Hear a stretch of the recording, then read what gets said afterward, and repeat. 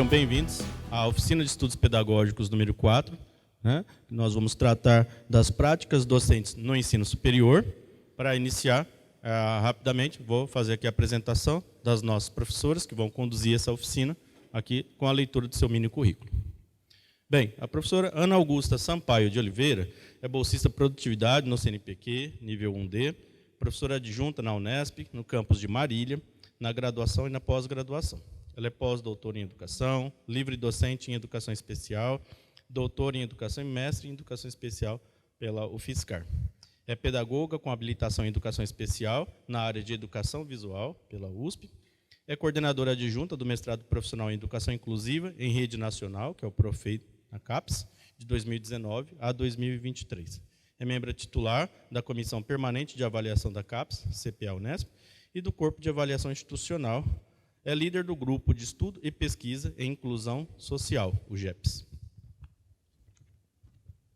A professora Maria Cândida Soares Delmasso tem graduação em Serviço Social pela Faculdade de Serviço Social da Instituição Toledo de Ensino, em Bauru, tem doutorado em Educação pela USP, mestrado em Educação Especial pela Universidade Federal de São Carlos.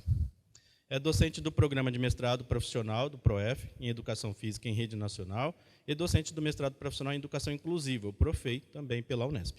É docente formadora do curso de Graduação em Pedagogia à Distância pelo Sistema Universidade Aberta do Brasil e é líder do Grupo de Estudos e Pesquisa e Inclusão Social, o GEPS.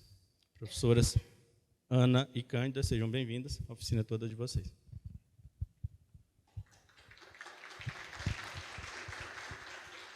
Muito prazer estar aqui com vocês, né? Então, é um prazer muito grande a gente poder trazer, né, essa temática sobre a questão da inclusão educacional no ensino superior.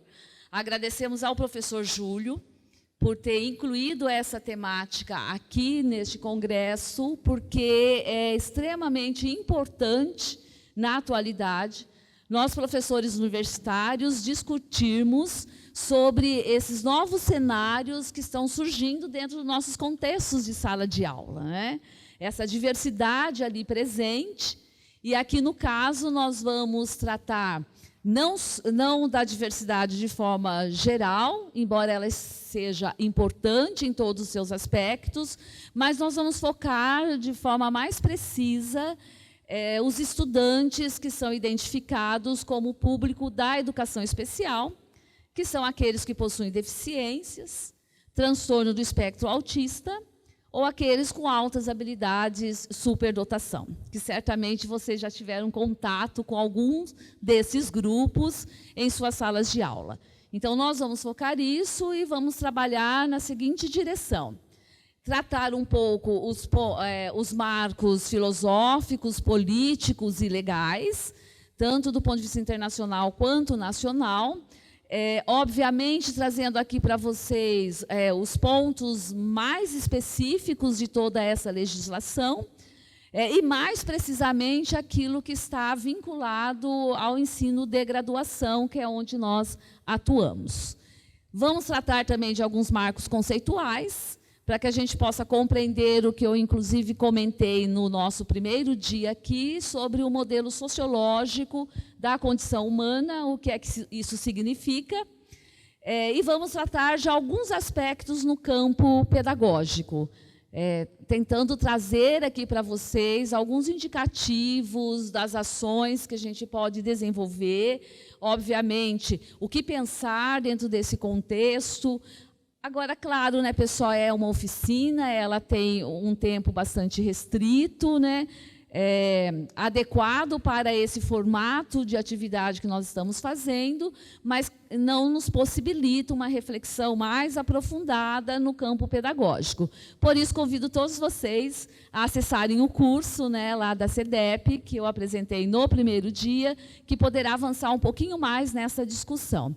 E já é o objetivo da CEDEP, isso já está sendo organizado, de novos cursos que virão nessa direção, para que a gente possa se aprofundar numa discussão que é complexa, que é extensa, que é difícil e que, na verdade, nós estamos no momento mesmo de refletir a partir da situação concreta que a gente está vivenciando. E aqui acho importante já abrir espaço para eu dizer para vocês que nós vamos falar aqui de forma genérica de algumas dessas categorias, mas é importante a gente destacar que quando eu falo de TEA, por exemplo, eu estou falando, então, descrevendo um pouco como que essa categoria é entendida teoricamente na literatura, mas quando eu estou diante do aluno, eu tenho que olhar quem é essa pessoa, né? Porque muito além de ter um diagnóstico ou ter uma característica específica, é preciso que a gente olhe a integralidade desse sujeito, porque não existem dois autistas iguais, porque está ligada aí a questão de toda a historicidade de vida.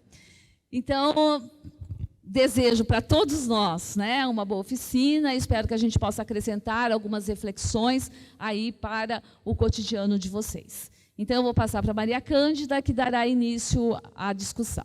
Uma alegria, como a Ana disse, estarmos aqui com vocês para falarmos de uma questão, de um tema que trabalhamos juntas já há bastante tempo. Uma alegria, né, eu poder reencontrar minhas ex-alunas de graduação, agora como colegas de profissão e de departamento, né? Isso é uma alegria muito grande, né? E reitero, né, o que os palestrantes colocam. É uma alegria a gente saber que um aluno, um ex-aluno, compartilha conosco o nosso espaço profissional. De certo modo, mesmo que pouquinho, a gente sabe que teve um dedinho lá na vida de cada uma delas, né? E deles, né? Se tiver algum ex-aluno também. Bom, como a Ana mencionou, a questão da educação especial e da educação inclusiva é algo que vem nos assim, não incomodar no sentido negativo, mas vem nos cutucando em pensarmos o que fazer com essa pessoa que está chegando na universidade com todas essas questões. E o trabalho da Ana e do meu, eles se imbricam, que a Ana começa o início de toda essa questão da inclusão na educação infantil, educação básica, que aí vai até o ensino médio, e eu tenho trabalhado muito a questão nesse descompasso entre educação e trabalho. E aí se insere o contexto da universidade, né? Nós vamos falar mais à frente, em relação, quando for apontar algumas políticas, o que nós, docentes das universidades, estamos enfrentando hoje, que foi o que os docentes, os professores da educação básica, se depararam nos anos 2000 com as mudanças legais, né? Para que a gente possa conversar um pouco de como essa questão chega na universidade, por que ela chega na universidade, por que é importante nós conhecermos esses aspectos, nós temos que fazer um resgate histórico, não dá para cairmos de paraquedas num determinado contexto, e pensarmos como essas legislações elas impactam o nosso contexto. Nós estamos na universidade, nós temos que seguir algumas normas, como a LDB, a Lei de Diretrizes e Bases da Educação Nacional, né, todo o Plano Nacional de Educação, e vamos nos adequando a essas questões aos nossos os projetos políticos pedagógicos, ou projeto pedagógico de curso. Está tendo uma mudança aí de nomenclatura, embora sejam os mesmos aspectos, né? Mas é importante vocês localizarem como essas mudanças elas se iniciam, né? Aqui no início tem os nossos e-mails. Se vocês precisarem depois de material, de textos, com alguma dificuldade, fiquem à vontade em nos escreverem. Nós não colocamos o e-mail do nosso grupo de estudo, é geps.marilia@unesp.br. Tá? Mas, chegando no nosso pessoal, a gente já passa para vocês. Não vou me deparar nessa parte que a Ana já apontou para vocês. Bom, onde é o ponto de partida que discute a questão de direitos humanos de todas as pessoas, né? E aí incluindo as pessoas com deficiência. Começa, então, em 48, com a Declaração Universal de Direitos Humanos. E por que ela é importante? Porque ela traz um artigo que aponta o direito à educação. Quando você diz o direito à educação, é o direito a todas as modalidades de formação acadêmica. Em 1971, há, então, um documento, que é a Declaração dos Direitos das Pessoas Mentalmente Retardadas. Vejam, nós mantivemos a terminologia à época, e isso mostra o quanto esses termos eles foram se contextualizando e tendo toda uma mudança de concepção, né? Então, nesse documento já se pontua a importância da escola abrir espaço para essas pessoas. Em 75, a Declaração dos Direitos das Pessoas Deficientes, vejam, a mudança de terminologia. E, em 1990, o encontro de Jomtien, na Tailândia, ele é um marco mundial, porque é onde se discute toda a questão da educação para todos, focando na satisfação das necessidades básicas de aprendizagem. E aí nós não vamos aprofundar na área de educação especial, que não é o tema aqui da nossa oficina, mas é importante vocês saberem, entre outros documentos, o principal marco é a Declaração de Salamanca, de 1994. Esse documento é um documento que traz a inclusão das pessoas com deficiência, com transtornos de aprendizagem, transtorno de espectro autista, altas habilidades, superdotação, para todo o contexto educacional. Quando nós falamos contexto educacional, é todas as modalidades, desde a educação infantil até o ensino superior. E a Declaração de Salamanca, ela é resultado, então, desse encontro de Jomtien, onde houve muito debate, muita reflexão a respeito dessas questões, e o ponto fundamental aonde se foca, que todas as escolas deveriam acomodar todas, aqui o termo usa criança, né, porque é o primeiro ponto, né, de princípio do documento, e, claro, entre outros grupos de pessoas desfavorecidas ou marginalizadas. Embora a gente coloque a questão da deficiência, hoje nós recebemos na universidade uma diversidade de estudantes, né, com diferentes condições, não só de deficiência, mas condições sociais, de desigualdade social, questão de gênero. E a universidade ela precisa estar preparada para lidar com esse contexto, né? E aí eu começo a olhar, né, na minha trajetória acadêmica, quantas pessoas com algum nível, algum grau de diferença tinha no meu contexto pedagógico, no meu contexto de sala de aula. Depois, enquanto docente, né? Enquanto docente, Marília, né, nós tivemos o professor Hernani Vidon, que era, não sei se as meninas acho que não conheceram, ele era cego, né, ele é falecido, e era uma pessoa maravilhosa.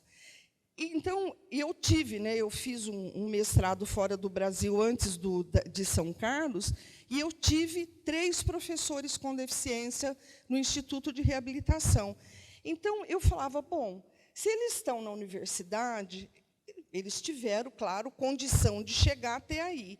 Por que a gente não se prepara para esse contexto na nossa universidade? E aí a gente vai se deparando com praticamente esses pontos que são os pontos de compreensão das condições de deficiência. Essa imagem, ela mostra claramente, e acho que fica fácil de vocês entenderem, o que nós dizemos em relação a essas mudanças, a esses paradigmas que aconteceram em todo o contexto. Num primeiro momento histórico, na história da humanidade, a nossa concepção era de exclusão. Tá?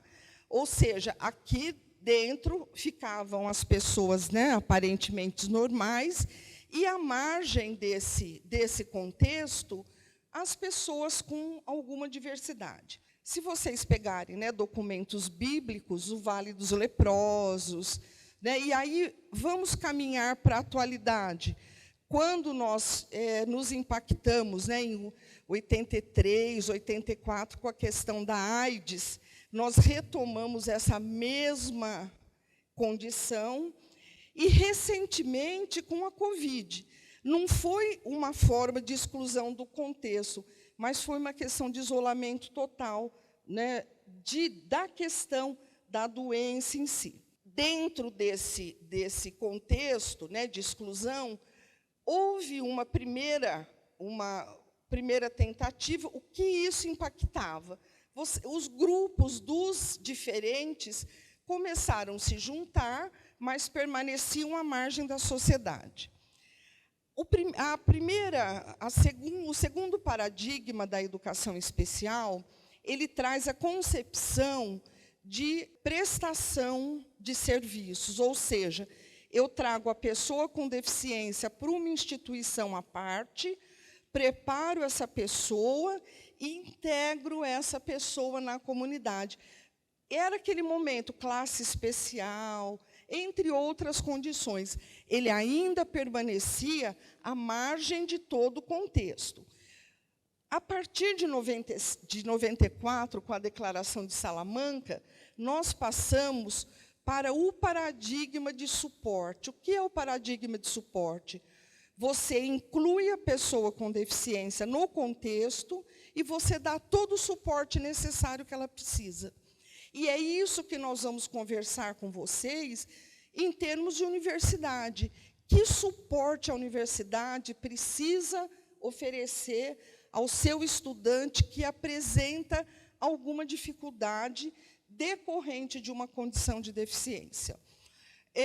Eu lembro que, uma época que eu estava, né, num órgão colegiado, havia uma mudança de legislação e eles queriam colocar estudantes com necessidades educacionais especiais. E eu lembro que, inclusive, acho que foi nesse local aqui que a gente estava numa reunião grande, né, de toda a Unesp, e eu conversava com a professora Marilza, que foi nossa vice-reitora, ela é médica. Não, tem que ser pessoas, estudantes com necessidades educacionais especiais. Falei, professora, não pode. Se a gente for ver necessidades educacionais especiais, todo mundo tem. Se eu for para uma escola que a língua corrente é o alemão, eu tenho uma necessidade especial, eu preciso de alguém que traduza o alemão. Não, e aí ela começou, não, então vamos colocar a portadora, né? Eu estou colocando isso porque é um documento público, né? Não tem problema. Eu falei, não, é pessoa com deficiência. E nem todas as pessoas com deficiência, elas têm alguma necessidade. E qual é a melhor forma de você saber? Pergunte para ela o que ela precisa. Que suporte você precisa? Eu lembro que, assim, eu trabalho com deficiência há mais de 45 anos. Desde que eu me formei na graduação, né, eu atuo nessa área. E eu tive uma situação na habilitação, quando tinham as habilitações em Marília, eu dava aula em todas as habilitações, né? E eu tive um impacto com uma aluna que eu falei, gente, não é possível, eu acho que eu estou fora do contexto. Ela sentava sempre na última carteira, bem no centro da sala de aula. E acompanhava a aula, uma excelente aluna.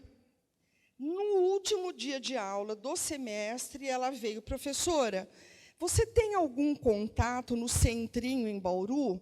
Eu falei assim, por quê?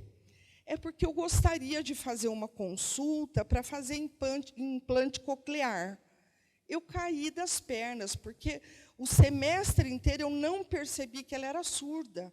E ela acompanhava porque ela tinha leitura labial, né? Então, vejam, se o aluno não se identifica, você pode colocar outras condições que não as verdadeiras a ele, né? E isso que é o nosso papel, nós temos que observar o nosso contexto e ver que pista esse aluno está dando, o que eu preciso planejar ou pensar com ele, né? Bom, dentro, então, já vindo para os marcos nacionais, um primeiro ponto importante é a Constituição de 88. E por que ela é importante em nosso contexto? Porque é a primeira vez que a educação ela é citada como um direito social. Durante todo esse tempo, nunca se pensou nessa condição dentro de uma carta magna do país. Ou se fala, a educação, mas não como um direito social. O que isso significa? Que ele tem que ser dado a todos, com todo o suporte necessário. E é isso que a universidade hoje deve pensar para chegar até o aluno. E a gente sempre diz, o aluno consegue entrar. Ele até passa no vestibular, ele pode entrar na lei de cotas, de diversidade e tal. E dentro da universidade, o problema é a permanência, que é um ponto que eu venho estudando há muito tempo em relação à inserção no mercado de trabalho. Hoje, nós temos vagas no mercado de trabalho para pessoa com deficiência. Eu falo, por exemplo, em São Paulo, eu tenho 50 mil vagas nas empresas. Eu consigo colocar 10 mil pessoas com deficiência. Quantas destas 10 mil ficam na empresa? Se ficarem, sei lá, vou chutar, 100 até muito, se ficarem 50, eu fico feliz da vida. Por quê?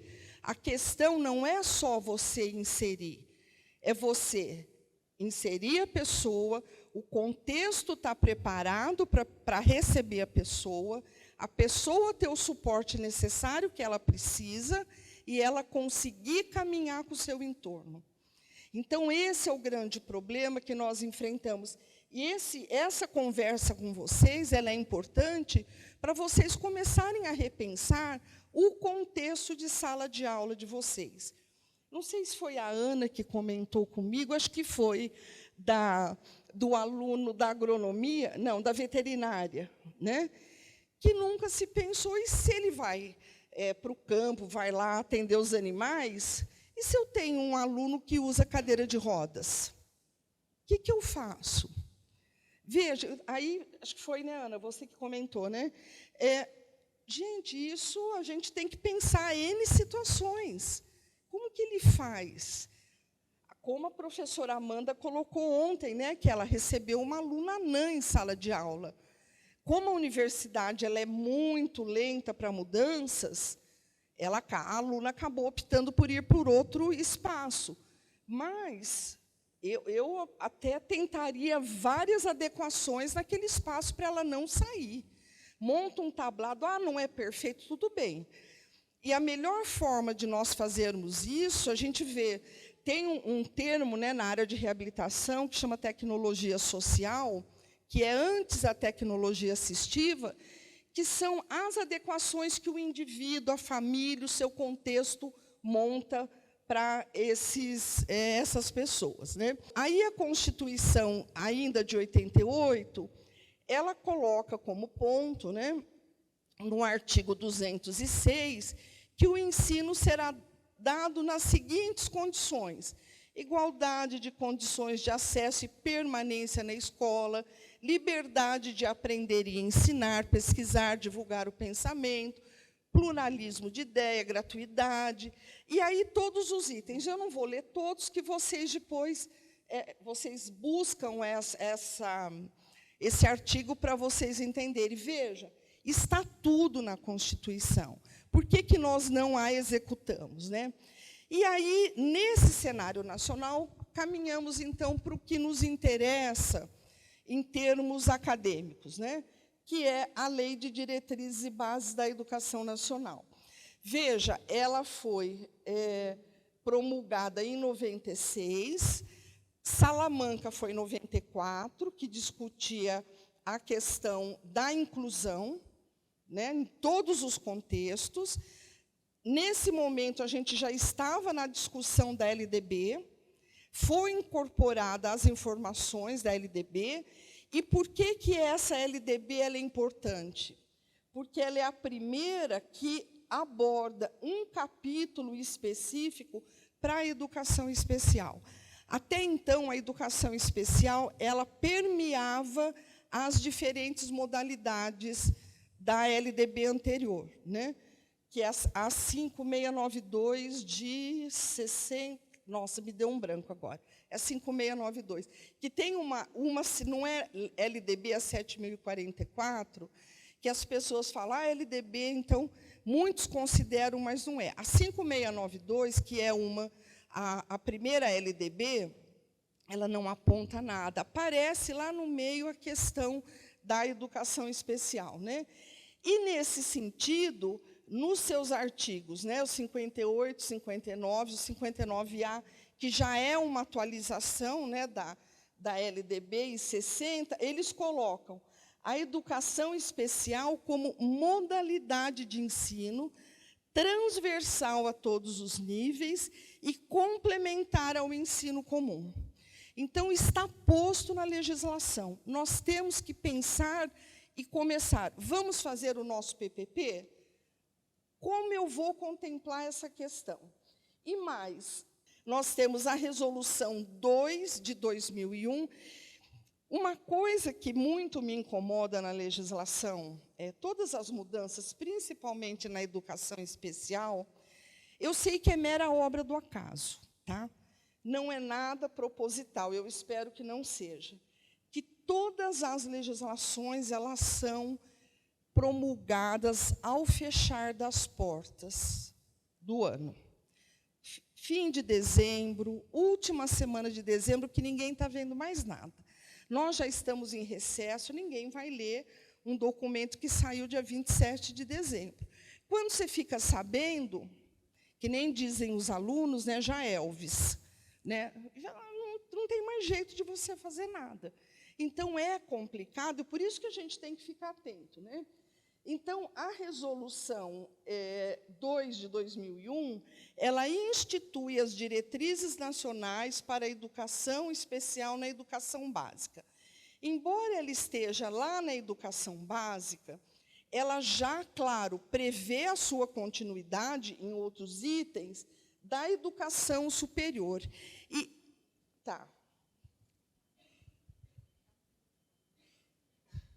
Então, pessoal, eu só gostaria de destacar que essa resolução número 2 de 2001, ela é bastante significativa, porque é quando o Brasil assume como obrigatoriedade a perspectiva da educação, inclusive em toda a educação básica. O que isso significa? Que não se pode mais negar a vaga a nenhuma, no caso aqui ainda, a nenhuma criança.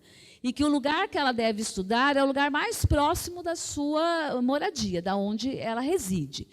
Então, parecem pequenos detalhes, mas é a partir dessa resolução que nós, na verdade, vamos ter um impacto que vinham sendo prescritos nas legislações internacionais e mesmo na LDB. Então, é a partir daqui que nós vamos ter realmente um movimento mais consistente em relação a essa perspectiva inclusiva, ainda na educação básica. E parece que nós, lá do ensino superior, estamos longe disso. Mas, vejam, passado mais de 20 anos dessa resolução, e nós teremos muitas outras posteriormente, esses alunos estão chegando à universidade. Porque um outro detalhe importante é que, a partir dessa resolução, se estabelece não só o acesso das crianças e dos adolescentes à escola, mas um ponto que a Cândida acabou de mencionar, que é a permanência e o direito de toda a escolarização. O que isso significa? Que ele tem o direito de passar pelos 9 anos do ensino fundamental, mais o ensino médio, dentro das condições que ele apresenta. Porque nós estamos falando, inclusive, de pessoas que possuem deficiência intelectual. Então, vejam que isso vai mudando ou vai impactando os nossos paradigmas, inclusive de avaliação. Porque a avaliação ela começa a ter um outro foco, que não é só a avaliação do conteúdo de uma forma rígida, mas já de um conteúdo que se flexibiliza para atender às necessidades desses sujeitos e que, além de se flexibilizar, ele pode adequar o seu processo de avaliação para garantir o que está prescrito na legislação, ou seja, que ele tem o direito de perpassar por toda escolarização. Talvez quem não seja da área de educação especial possa não compreender muito bem o sentido disso, mas nós estamos falando de situações, pessoal, que alguns sujeitos com deficiência passavam 4, 5 anos da sua vida no primeiro ano do ensino fundamental. Muitas vezes, eu cheguei a fazer assessoria em algumas escolas, que você, em salas, que você está falando de crianças de 7 anos naquele período, você tinha adolescentes de 14, 15 anos naquela sala de aula. Então, vejam, é um descompasso, porque tem a ver com o que eu falei inicialmente. Ah, mas essa pessoa tem deficiência intelectual. Mas a deficiência intelectual não resume essa pessoa. Ela é uma adolescente e ela está passando pelos elementos próprios da adolescência, que são diferentes de uma criança de 7 anos. Então, só gostaria de destacar essa resolução, né, que depois teremos outros documentos, inclusive o que a Cândida vai apontar agora em relação ao ensino de graduação, mas ela é um grande marco nacional, porque ela torna obrigatório o acesso, a permanência e a garantia de passar por todo o processo de escolarização. Obrigada, Ana. E vejam, é importante esse aspecto, porque essa documentação, quando o Brasil assume, como eu disse, né, promulgada em 2001, porque o Brasil foi signatário em 1994 da Declaração de Salamanca. O que isso significava? Que ele tinha que, nos próximos 10 anos, trazer todas as pessoas para a escola. Claro, o Brasil foi deixando, né? Deixando. Em 2000 não tinha mais jeito. Aí, em 2001, veio a promulgação da lei que o Brasil tinha que incluir todas as crianças. Por quê? 2001, 2, 3 e 4 ia completar os 10 anos de Salamanca. E o Brasil tinha que incluir, tinha que ter um documento norteador, né? Tudo bem, teve o documento, entrou. 2004, nós estamos em 2024. Quem entrou na educação básica nesse período, né, em 2004, passados 20 anos, está chegando na universidade. Ou seja, tudo que os professores sentiram nesse momento na educação básica, nós estamos vivenciando hoje na universidade. Os alunos estão chegando e nós não sabemos o que fazer. Então, a proposta de se colocar essa oficina nesse contexto de formação de professores é muito oportuno, porque nos dá a possibilidade de rever e de pensar como nós vamos atuar na nossa prática pedagógica na universidade. Aí vem o documento, a resolução de 2002, né, a resolução número 1, que institui as diretrizes curriculares nacionais para a formação de professores da educação básica em nível superior, curso de licenciatura, graduação plena. E aí aborda a questão das diretrizes curriculares e da organização curricular, chegando na universidade. Esse é um ponto que a gente tem que ter muita preocupação, porque temos, sim, que contemplar essas questões no nosso PPP. Vou ter, não vou ter aluno? Nós temos que ter esse olhar para a questão da deficiência. Aí, em 2004, o Brasil faz uma avaliação da Declaração de Salamanca, que o documento chama Declaração de Cherron, aonde ele mostra os avanços das pessoas na escola comum, se elas estão indo, progredindo. Tem-se um documento nacional que chama Educação ao Longo da Vida, né, um documento tal. Essa educação ao longo da vida significa o direito de acesso a todos os níveis. E isso causou muito problema no estado de São Paulo, vou falar que é onde eu tenho conhecimento, que as famílias estavam buscando o Ministério Público, pedindo que as pessoas com deficiência adulta voltassem para a escola. Se é educação ao longo da vida, uma pessoa idosa com deficiência intelectual, principalmente, e o juiz falava, tem que colocar na sala de aula. Só que ele não interpretava o que é essa educação ao longo da vida, né? Então, qual era o ponto?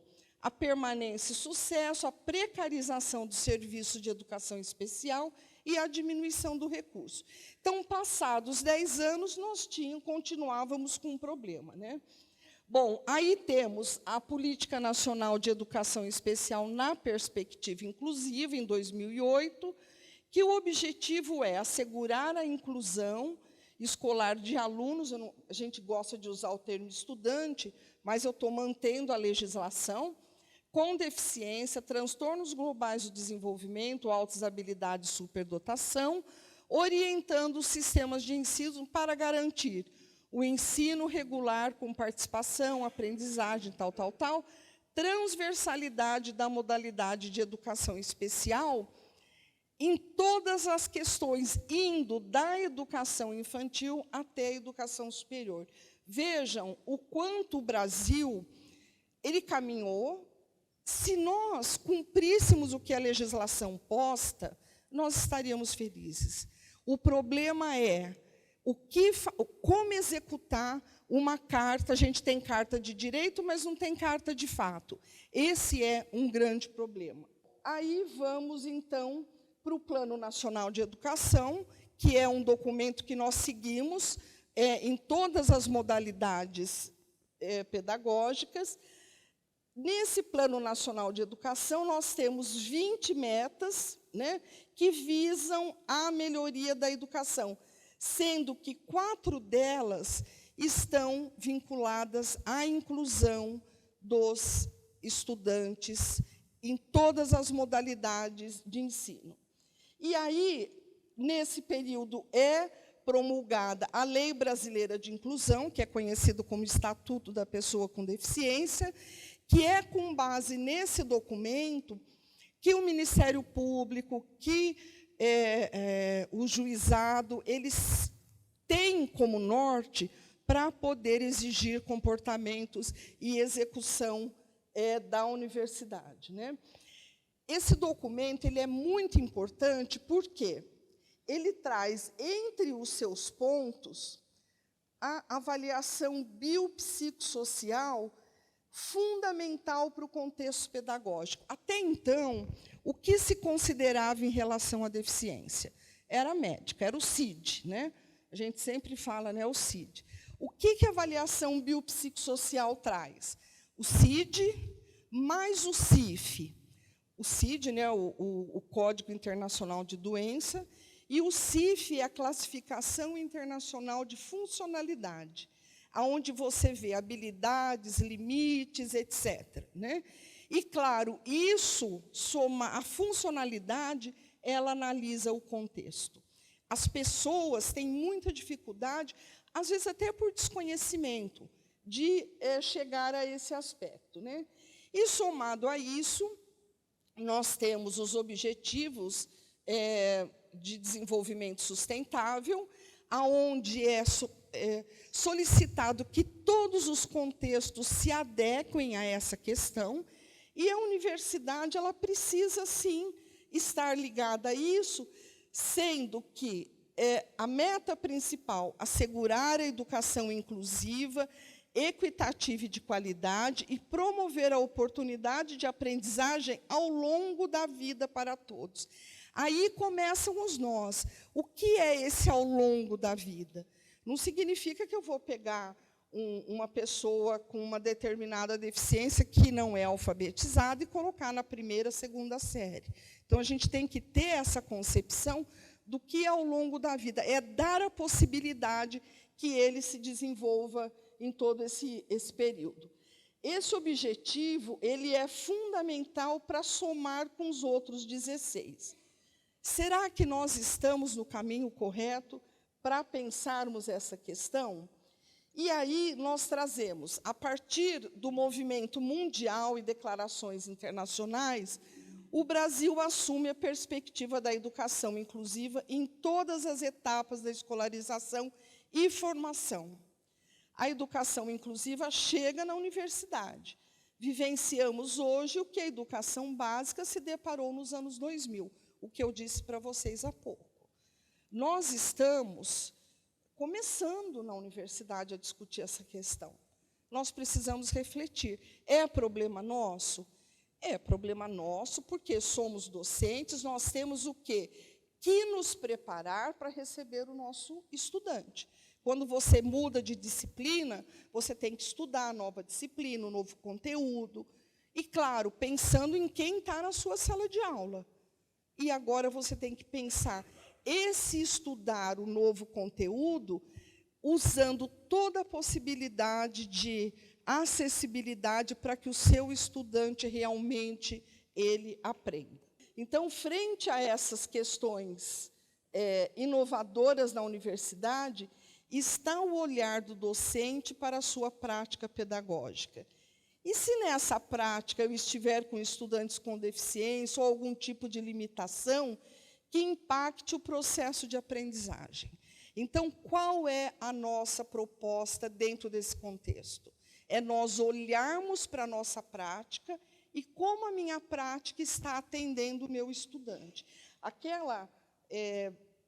Existe, né, uma máxima na educação especial que a gente diz: se o que eu tenho ele é bom para o estudante sem deficiência, nem sempre ele é bom para o estudante com deficiência. Se a minha prática é boa para o estudante com deficiência, sempre ela é boa para todos os estudantes da escola sem deficiência. Então, às vezes, uma adequação que nós fazemos pedagógica, ela ajuda não só o estudante com deficiência, mas, às vezes, o estudante com alguma outra dificuldade, né? Então, quando nós olhamos qual é o princípio da inclusão educacional, é nós lidarmos com a diversidade de contexto, diversidade de pessoas, a equidade, a igualdade, a oportunidade, a participação e a flexibilidade. Nós não podemos estar fechados para o novo. E é aquilo, a gente termina a graduação, vai ser docente, você tem que estudar para o resto da vida. Você não pode ficar parado no tempo e falar, olha, o que eu aprendi na graduação é suficiente. Você tem que continuar estudando, a inovação está chegando. A gente está se deparando com EAD. Nós trabalhamos, né, Ana e eu, já com educação à distância há bastante tempo. Tivemos um impacto grande no momento da pandemia, mas a pandemia não teve EAD. Nós tivemos o ERE, o Ensino Remoto Emergencial, que eu falo que era uma gambiarra, né? Você se adequava a algumas coisas. EAD não é isso. EAD você tem que preparar. Frente a isso, eu passo, então, para a Ana começar com os marcos conceituais, já pontualmente na parte pedagógica. Em termos legais, nós temos muita coisa, né? Se vocês quiserem, os documentos a gente passa depois, mas é um aspecto importante para a gente refletir dentro do nosso contexto pedagógico. Tá? Bom, pessoal, então, a Maria Cândida trouxe um pouco esse cenário, né, da legislação, da questão dos princípios, e vocês ouviram bastante falar de educação inclusiva. Então, neste momento, a nossa proposta aqui é a gente trabalhar um pouquinho com alguns marcos conceituais que perpassam essa área, e aí a gente vai Vamos mexer um pouquinho com vocês, né? Tá todo mundo muito sentadinho, bonitinho aí, né? Vamos mexer um pouquinho com vocês. E daí eu vou pedir ajuda aqui para o nosso querido Antônio, mas vamos lá. Vamos pensar, né, em primeiro lugar, em dois conceitos, que são dois conceitos nucleares, que é importante que a gente tenha clareza da sua distinção. O que é educação inclusiva e o que é educação especial. Então, eu peço que vocês dirijam aí os seus celulares para aquele QR Code e vocês vão poder lançar aí a compreensão de vocês, gente, de forma simples, de forma espontânea. A gente está aqui para refletir juntos, né? Então, numa coluna, o que é que vocês compreendem com educação inclusiva? E na outra coluna, o que é que vocês compreendem quando falamos em educação especial? Tá? Então, com palavras-chave, palavras pontuais, e aí nós vamos observando o que vocês vão trazer, e a partir disso a gente vai apresentar aí as nossas discussões. Então, nós vemos que algumas pessoas criaram aí novas colunas, não tem problema, né? A gente também está aprendendo a usar esses recursos, que vejo são recursos pedagógicos bastante interessantes, né? Então, vamos lá, educação inclusiva e educação especial. Vamos ver o que vocês apresentam aí, né?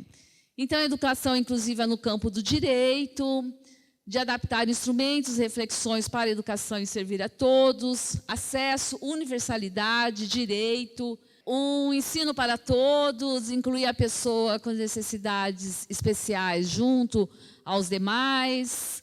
Pode subir um pouquinho, Rodrigo, por favor.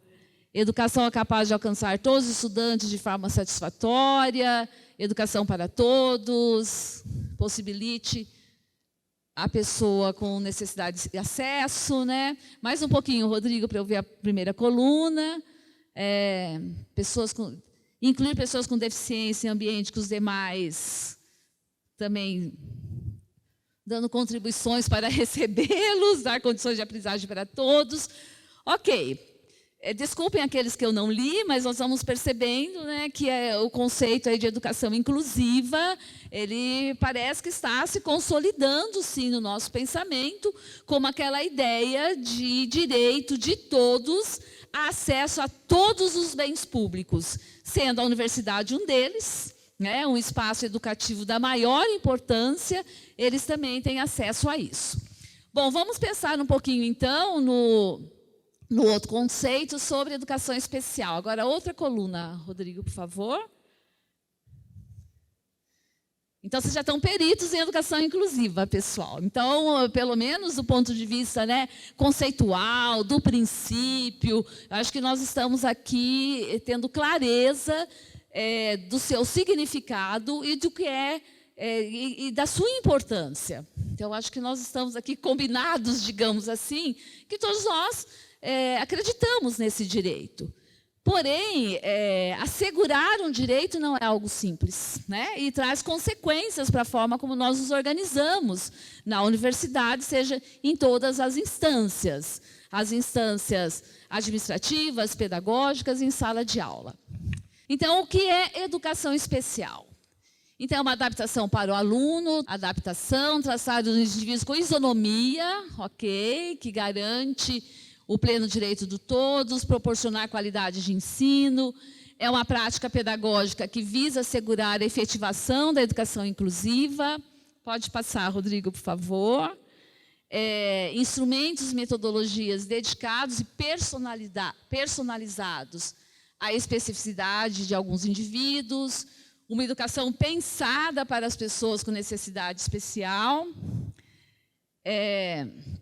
Maneira de incluir uma pessoa com necessidades especiais no contexto de uma determinada aula, área específica da educação, prática pedagógica que permite a educação de pessoas com deficiência, educação voltada a uma condição especial, dar condições especiais, etc., etc. Acho que vem nesse sentido correspondente à ideia de educação inclusiva. Eu vou pedir para você voltar agora os slides.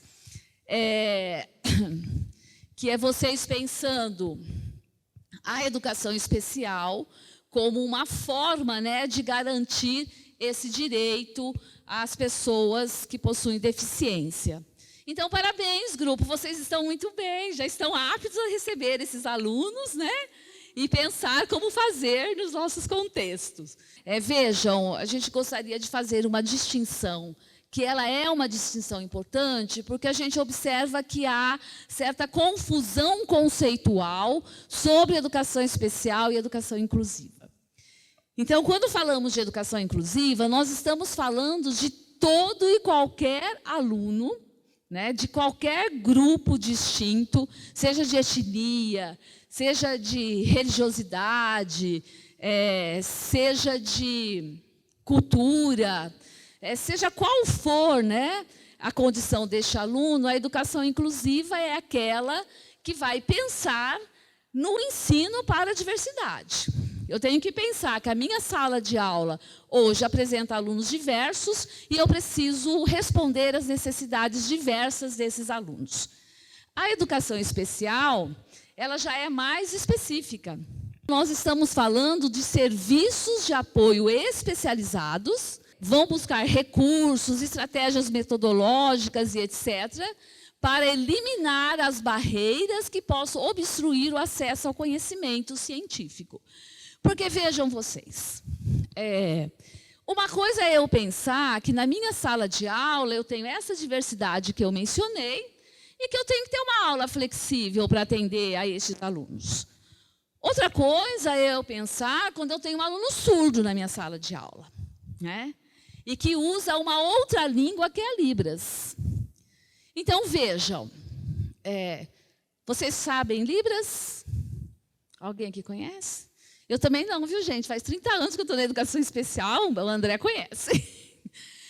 Então, vejam, isso já é uma estratégia específica, que não há como eu pensar, gente, que todos nós, professores, vamos nos tornar aqui usuários de Libras.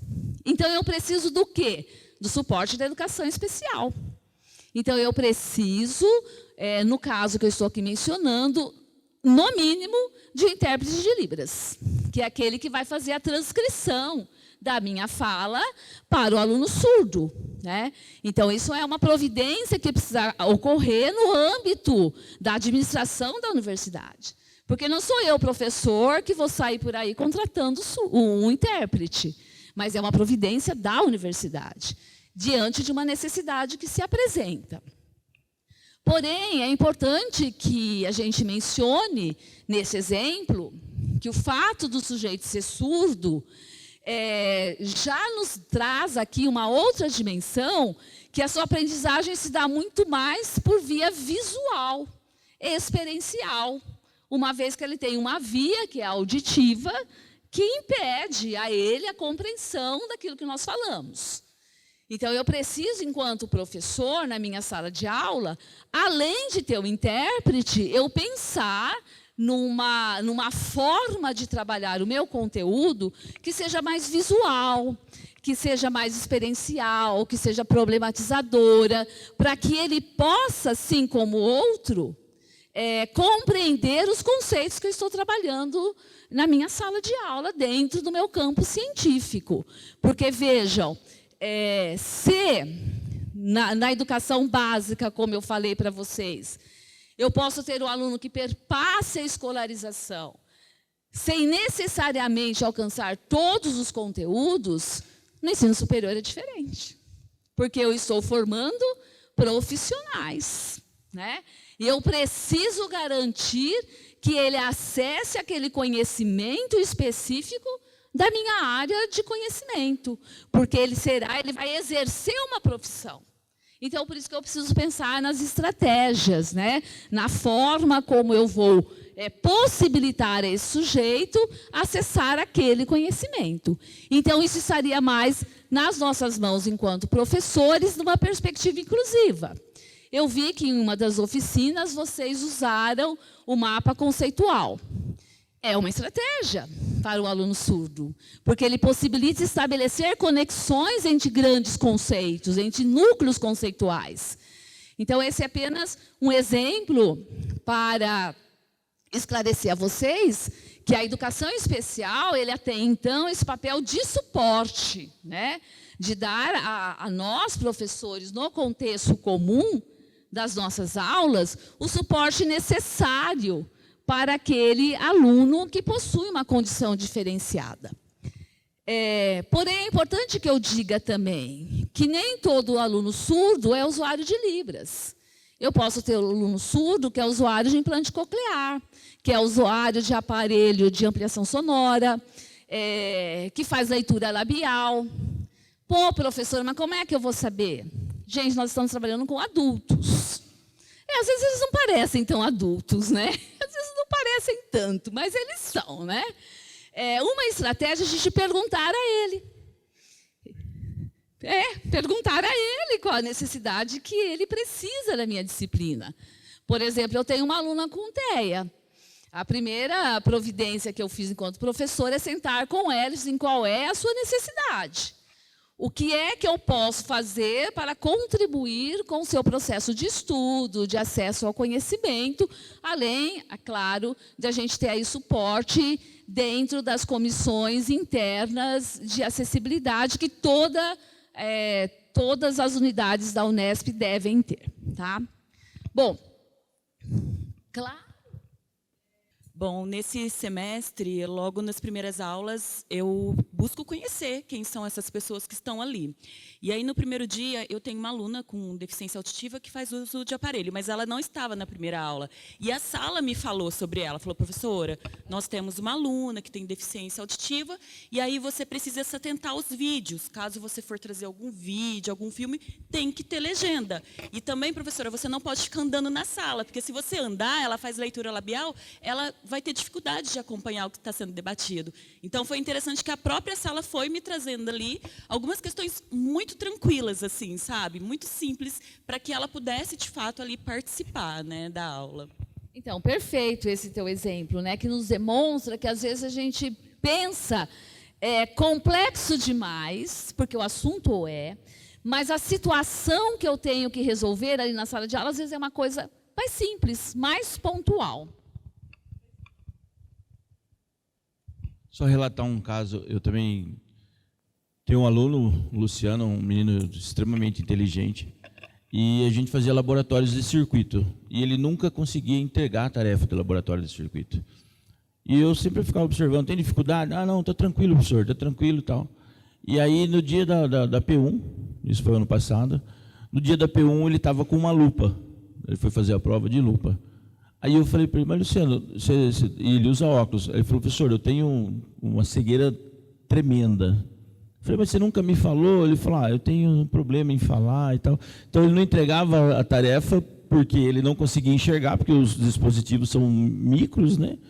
E ele não conseguia, então, a partir daquele dia, eu comecei a fazer com ele as tarefas de laboratório, eu fazia digital, então ele fazia no computador, onde a gente conseguia dar o zoom, e a prova eu imprimia a fonte 35 para ele, assim, para poder conseguir fazer. Mas eu levei, 3 meses para descobrir que o menino tinha deficiência.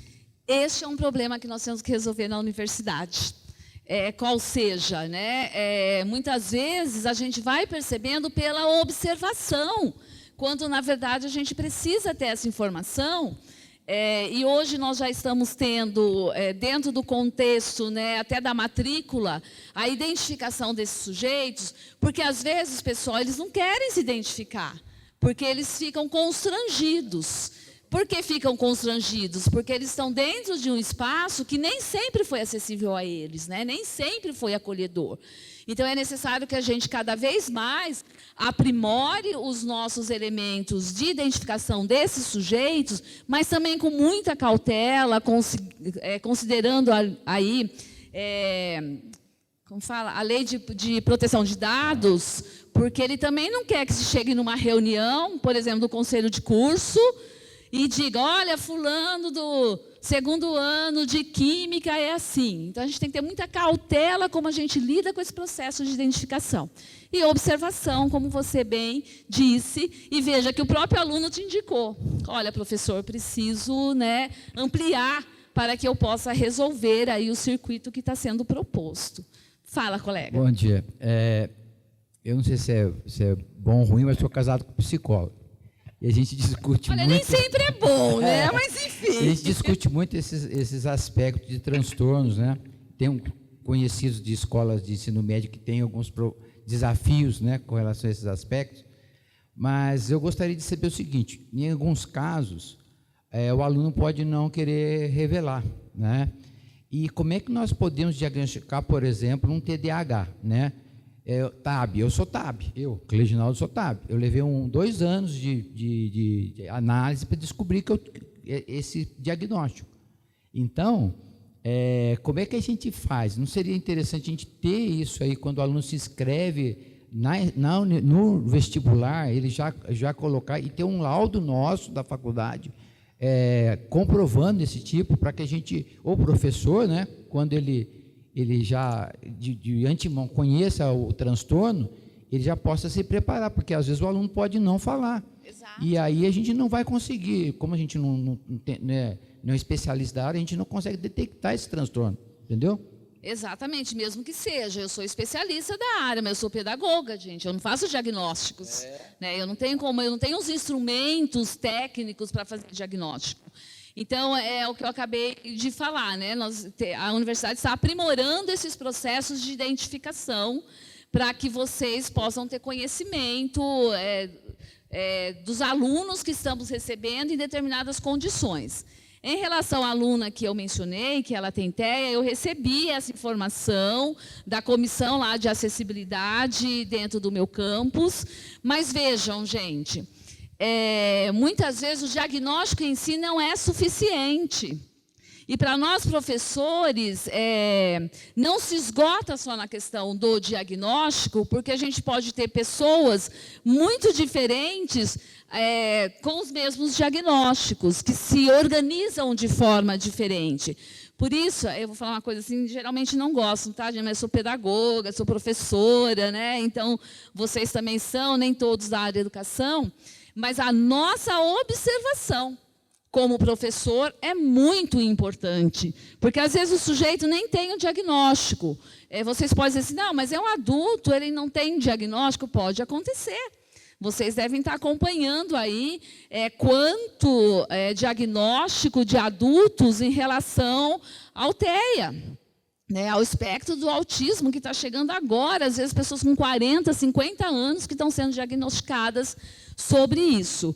Então, a nossa observação, a organização da minha proposta pedagógica, de forma que ela seja mais flexível, né, para que eu possa atender esses sujeitos. Então, não tem uma resposta pronta ou específica, como se eu pudesse dizer para vocês, todas as vezes que vocês tiverem aluno com autismo, façam assim. Não, porque eles são diferentes entre si.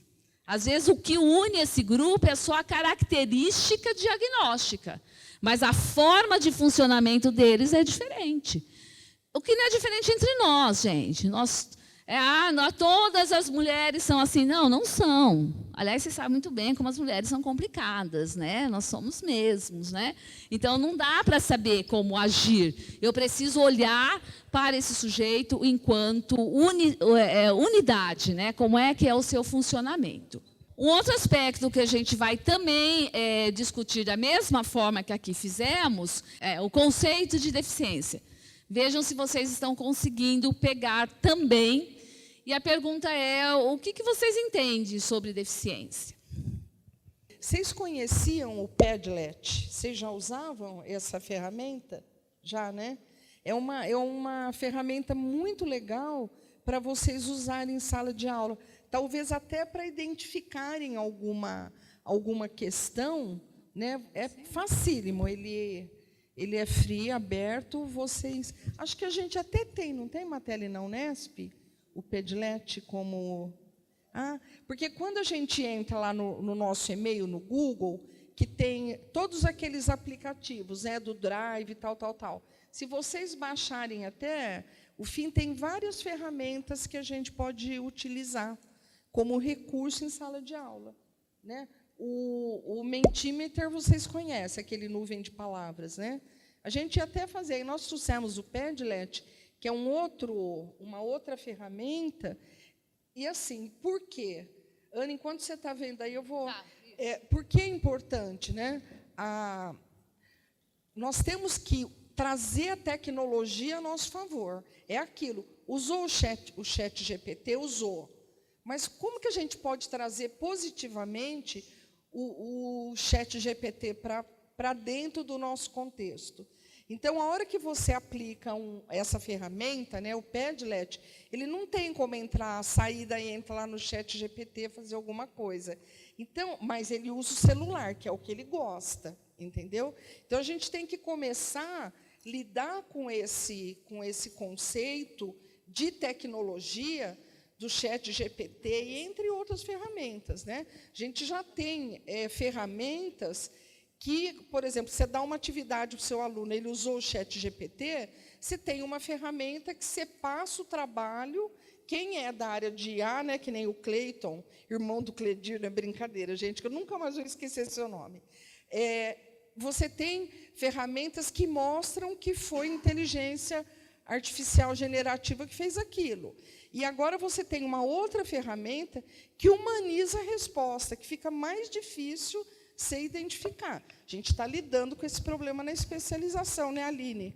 A Aline é formadora, os alunos estão pegando, sabe? Não é isso que a gente quer, mas a gente pode pegar a ideia e trabalhar a ideia do conteúdo. Conseguiu, Ana? Teve mais respostas? Bom, eu vou falando outras coisas, né? Só um comentário pessoal bem rápido.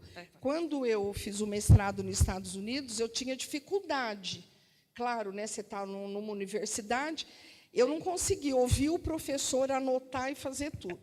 Quem me ajudava? Uma colega surda de classe, que tinha leitura labial.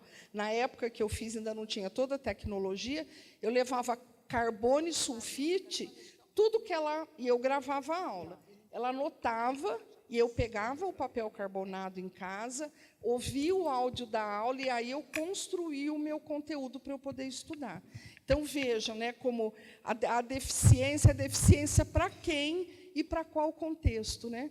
Você pode se sentir deficiente. Eu me sentia, às vezes, surda, né? Porque você ia lá para o inglês coloquial lá do cotidiano, é uma loucura, né? As respostas estão começando a aparecer agora, né?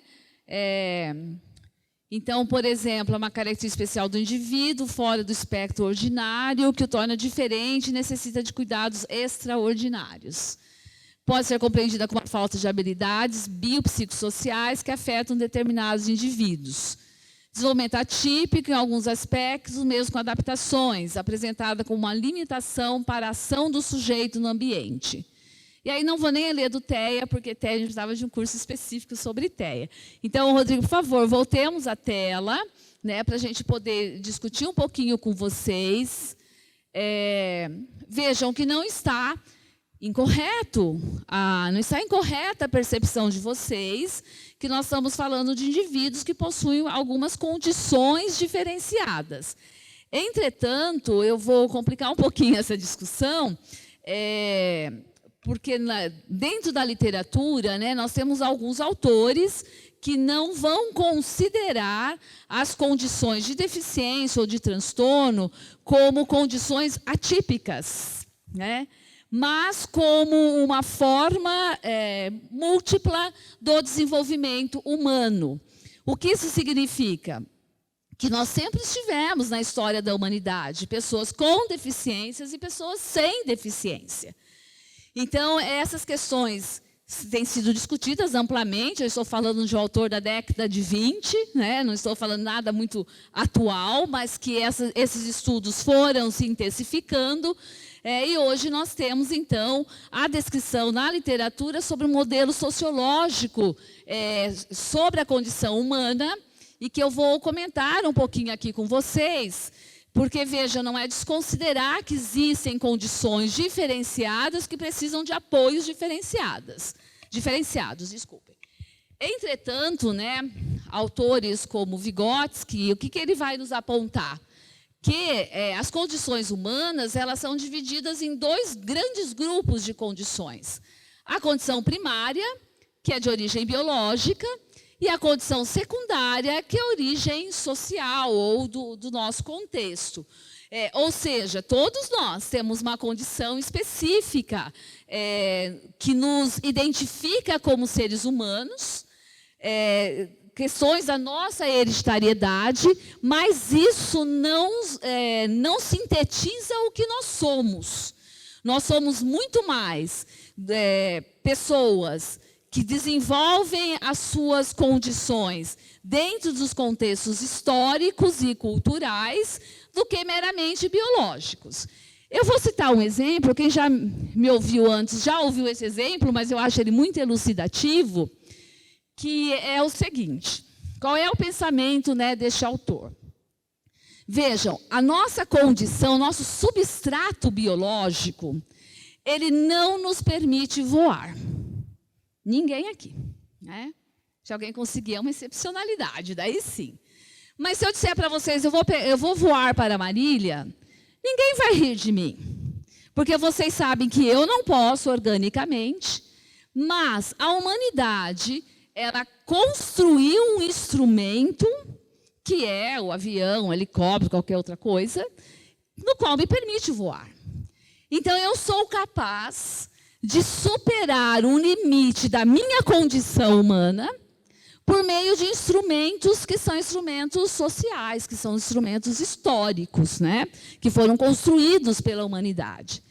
Então, esses autores, quando eles trazem esse modelo, né, sociológico da condição humana, o que eles estão dizendo? Que nós podemos superar determinados limites das nossas condições com o uso de instrumentos sociais. O exemplo do surdo que eu estava trazendo para vocês. Se o surdo não tivesse uma língua que lhe possibilitasse o acesso, ele poderia ficar isolado de uma série de informações. Mas, né, a humanidade foi capaz de construir, ao longo dos anos, uma língua visual, gestual, que lhe permite acesso a todo o conhecimento, como qualquer um de nós, por meio de uma outra língua. Então, ou seja, a superação de uma condição interpretada como limitadora, mas que, na verdade, pelas estratégias e os instrumentos sociais, ela foi capaz de ser superada. Então, vejam que nós estamos falando, de acordo com Vygotsky, de duas condições ou de duas concepções sobre a questão da deficiência. Então, o que ele vai nos dizer? Sim, existe a deficiência primária de origem biológica ou orgânica, ou hereditária, né? Então, existe essa condição. Porém, nós precisamos olhar pela deficiência secundária, que é a origem histórica e cultural, que é de origem histórica e cultural. E que essa questão da relação social, de quais os instrumentos que eu tenho para a superação da minha condição, é que vai fazer diferença na condição do sujeito. Dou outro exemplo para vocês. Pensem o que era a síndrome de Down há 50 anos atrás. Era vista como uma condição bastante limitadora, que esses sujeitos eles não tinham condições, em algumas épocas da história, pessoal, nem de acessar a escola comum, eles estavam em escolas especializadas. Hoje, quando a gente olha a questão da síndrome de Down, esses sujeitos estão acessando a universidade, eles estão casando, construindo a sua vida independente, eles estão no mercado de trabalho, eles leem, eles escrevem, alguns escrevem inclusive livros, poesias, alguns trabalham no cinema, são artistas. O que mudou? Se a gente pensar, me desculpem os biólogos, tá? Se eu falar algum absurdo, vocês fazem de conta que não estão ouvindo. A questão da descrição da síndrome de Down, ela não se modificou muito. Ela teve, sim, movimento, mas ela não se modificou substancialmente. O que modificou foram as condições que nós, sociedade, apresentamos a esse sujeito, seja de maior visibilidade. E, ao ter maior visibilidade, nós pudemos entender melhor quais as suas necessidades e buscar recursos para atender essas necessidades. Então, o modelo sociológico, ele vai fazer essa interação, que é uma interação dialética, entre a condição primária, que é de origem biológica, e a condição secundária, que é de origem histórica e cultural. Ou seja, se eu não possibilito a ele o acesso por meio dos instrumentos sociais, o exemplo do nosso colega lá, se eu não possibilito a ele o uso da lupa, eu estou diminuindo a condição dele de desenvolvimento. Porque ele é cego? Não, porque ele não está usando o instrumento adequado. E o nosso próprio colega disse isso. No começo ele não conseguia terminar. Não porque não soubesse ou não tivesse a compreensão, mas porque não estava usando os instrumentos necessários para que ele conseguisse, inclusive, demonstrar aquilo que ele sabe. Então, é um pouco isso que esse modelo está trazendo. E, obviamente, vocês já devem ter feito essa síntese, que nós temos que atuar justamente no campo da deficiência secundária. Porque a deficiência primária nós não temos como mudar, nós professores. Tá? Não tem como mudar. Se a pessoa tem síndrome de Down, ela tem síndrome de Down. E ela vai ter essa condição durante toda a sua vida. Se ela tem TEA, a condição dela é o TEA.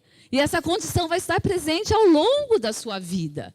O que eu posso fazer? Melhorar as condições ligadas à deficiência secundária, que é aquele ambiente que ela encontra. Qual é o contexto no qual essa pessoa está sendo colocada?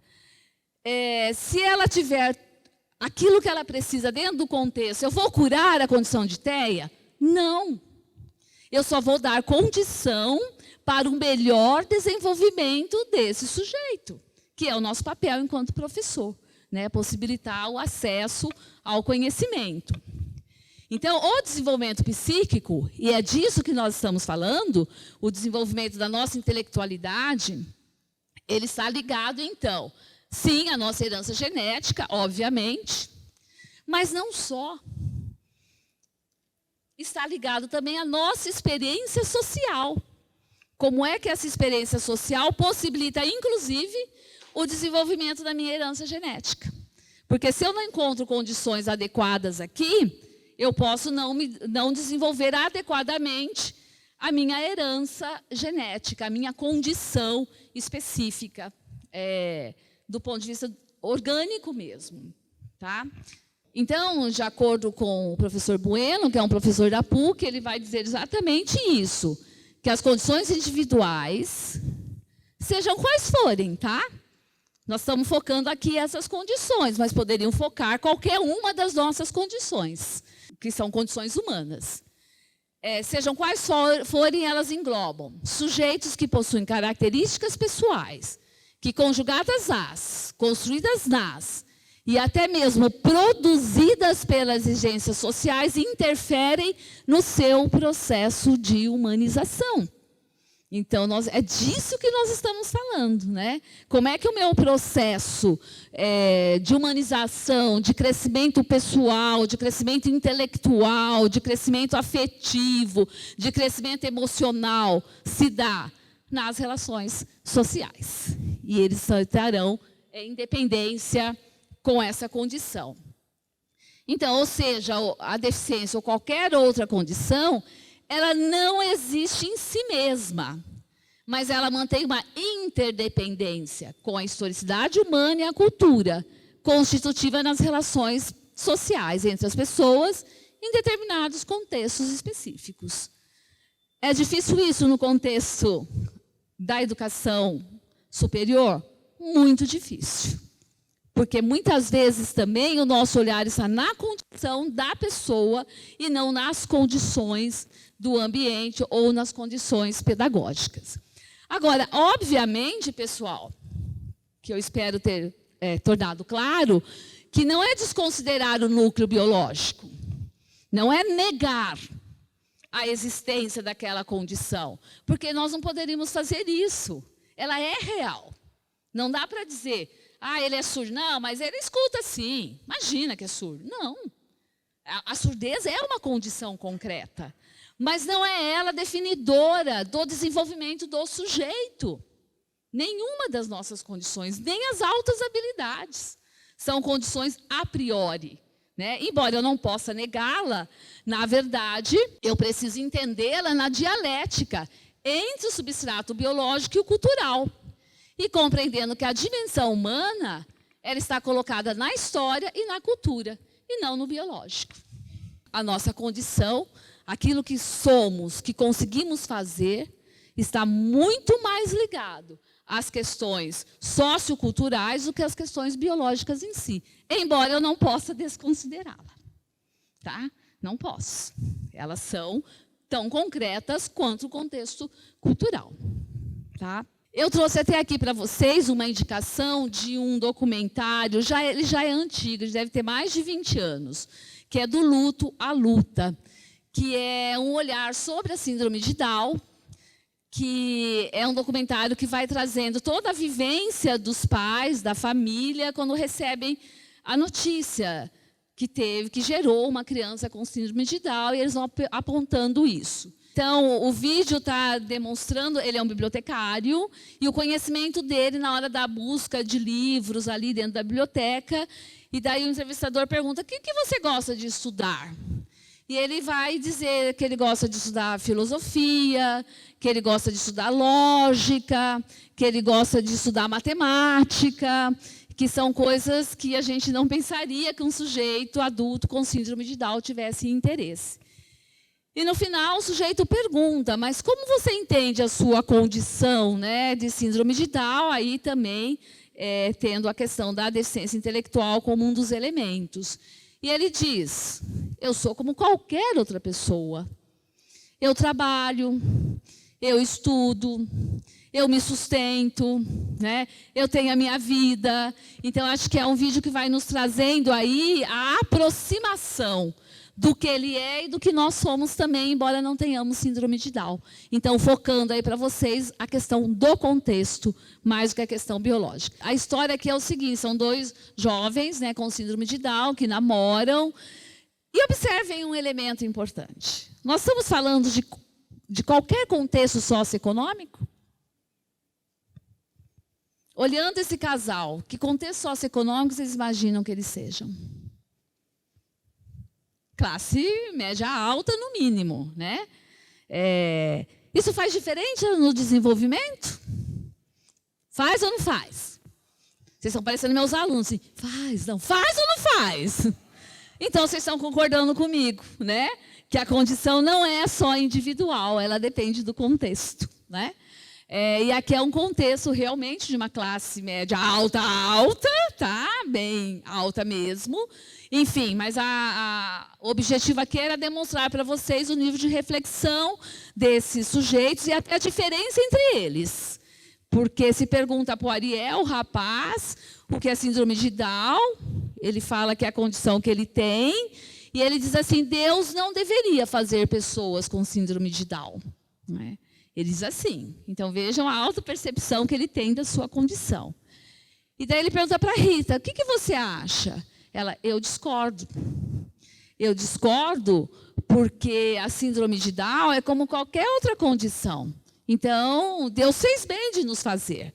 Porque tem pessoas, ela conta a história que a mãe contou, de uma mulher que não tem os membros superiores e inferiores e que trabalha, tem vida própria, etc. Ela fala assim, então, a questão, acho que não tem problema ter síndrome de Down. Eu vou focar mais isso daqui, que é uma questão que nós temos no Brasil, que são os pintores com a boca e os pés. Então, são pintores que, por condição de deficiência, eles começam a usar as bocas ou os pés, aprendem técnicas de pintura e eles fazem coisas belíssimas. Essa empresa, essa condição, vejam a mudança de paradigma. É uma instituição antiga. Então, era pintores sem mãos e pés, antigamente. Hoje é pintores com boca e os pés. Vejam a diferença de você mudar uma preposição. Ou seja, antes, sim, o foco era o negativo, era sem. Agora é com. Então, apesar da condição, ele é um profissional, entendeu? Então, é isso que a gente tem que ver na universidade. Apesar da condição de síndrome de Down, ele é um bibliotecário, né? Não vou me...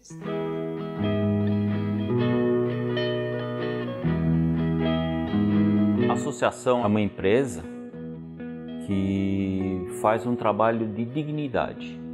Ela foi fundada por um alemão chamado Erich Stigma. Ele usava a boca para pintar e usava os pés também, mas o forte dele era a boca, tanto é que ele era escultor também. E ele desenvolveu uma técnica de pintura, né? Começou a pintar e vender suas obras na rua, na década de 45, 46, por ali. E nesse intervalo ele conheceu uma francesa chamada Marie Tovart, que também era uma pessoa com deficiência. Ela tinha os braços, mas tinha dificuldade de movê-los, né? E mexia mais com os pés. E eles se juntaram e fundaram uma associação, isso na Alemanha. Hoje nós estamos em mais de 70 países e somos no mundo inteiro mais de 800 artistas que pintam com a boca ou com os pés. No Brasil nós somos hoje 53 artistas que fazem esse trabalho.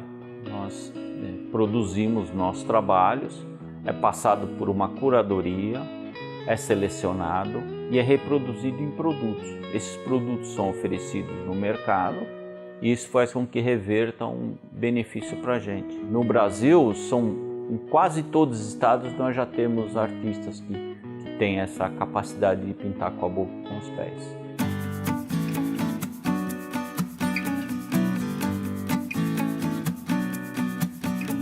Eu sou o Daniel, artista plástico, né? Eu sou filho caçula, somos em 4. Então só eu vim faltando alguns pedaços aí, como o pessoal fala. E desde pequeno, desde meus 6, 7 anos de idade, eu gostava das cores, né? Então eu brincava muito com canetinha, giz de cera, não era fã de lápis de cor, mas sempre as cores ali estavam me abraçando, me atraindo de qualquer forma ali. Meus pais nunca me criaram como um coitadinho ou diferente dos meus outros 3 irmãos, né? Tudo foi meu pai e minha mãe que fizeram as carteiras adaptadas, as cadeiras. Meus amigos me ajudavam quando tinha uma sala que não tinha uma cadeira minha, ele ia lá, pegava e colocava naquela sala para eu poder estudar. E aí eu não parei mais. Fiz escola normal, meu professor de arte, ele falou que eu tinha um talento, um dom, né, assim, para arte. E aí conversou com meus pais começaram a me incentivar para isso. E aí saí da escola estadual, entrei na Belas Artes, né, faculdade de arte. Graças a Deus tive toda a adaptação, todo o suporte. Foi diferente da escola que eu não tive suporte nenhum, adaptação nenhuma. E até que eu descubro a Associação dos Pintores com a Boca e os Pés. Eu e meu irmão estavam em casa, era de madrugada, né?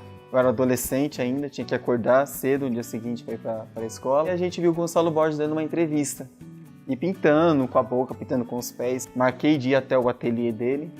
E aí conversei com ele pessoalmente, eu tinha 15 anos de idade na época. Ele apresentou a Associação dos Pintores com a Boca e os Pés para mim, falou da associação, do trabalho, como funciona e como fazer o processo para poder fazer parte daquilo ali.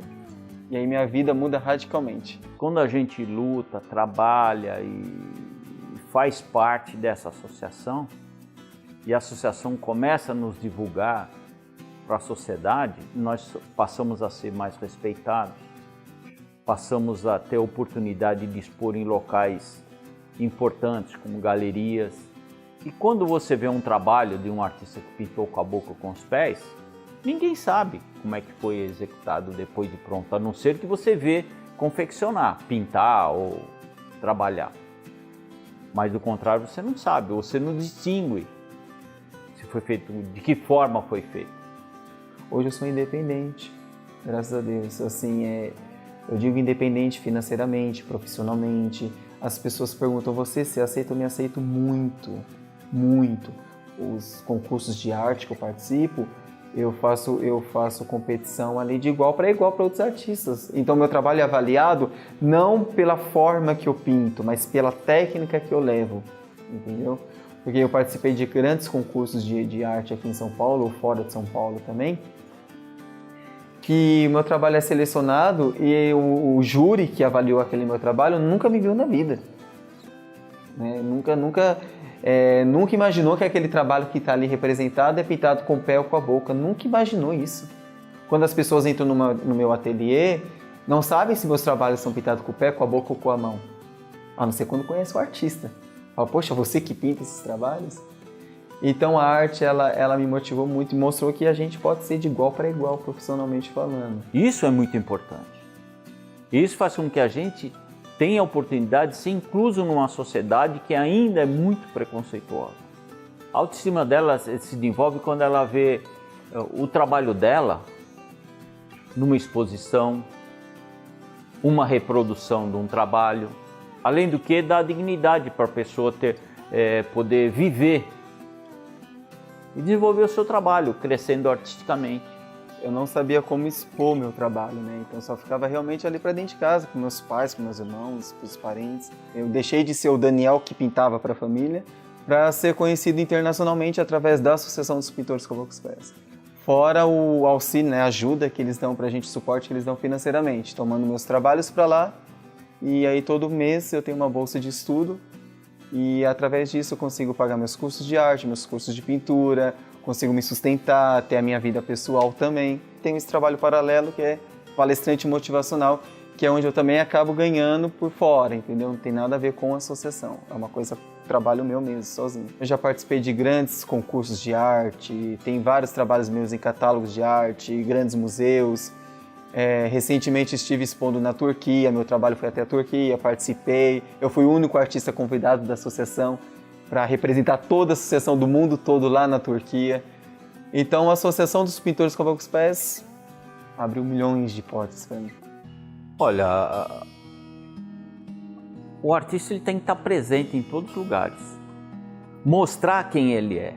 Não importa se é negro, preto, branco, diferença de sexo, nada disso.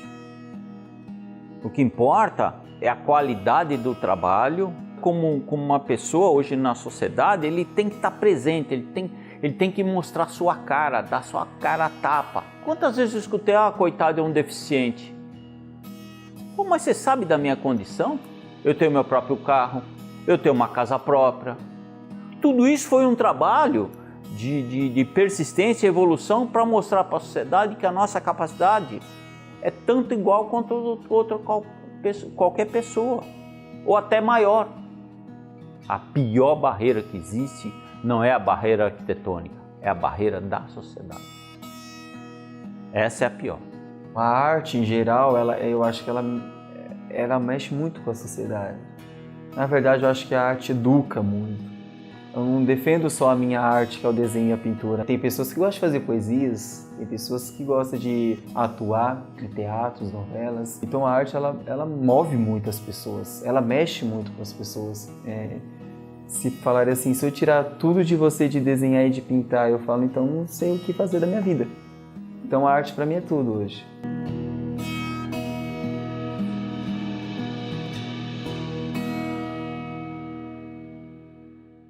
Mais um exemplo aí para vocês, né?